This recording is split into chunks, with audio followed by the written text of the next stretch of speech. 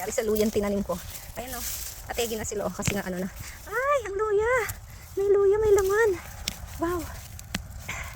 Oh, ang luya ko oh. Oh. Wow! Meron siyang laman. Tumubo yung mga luya. Wow!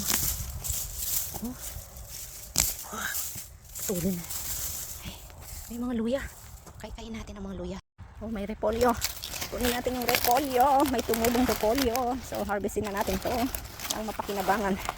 Bago pa maglamig ng tuluyan. Kasi next week is malamig na talaga. No? So, ayan. Kunin na natin ang repolyo. Maliit lang siya, maliit lang.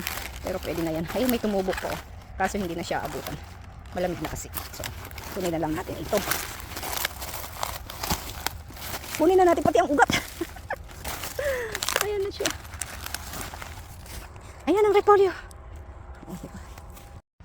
Nagtanim ako ng turmeric. Pero hindi siya lumaki. Ano? Nabutan na siya ng lamig. Ayan lang siya. Ganyan lang ang inabot niya. Oh, ayan. May mga maliliit siya. Pero hindi siya na kumpleto kasi lamig na malamig. Inabutan na siya ng lamig. Oh. Wala na. Pegi. Hindi maganda yung ano, turmeric. Ayan lang ang kanyang kinalabasan. Hindi maganda. Ilan lang ang nakuha ko. Ayan lang. Ganyan lang ang kinabuhay ng turmeric.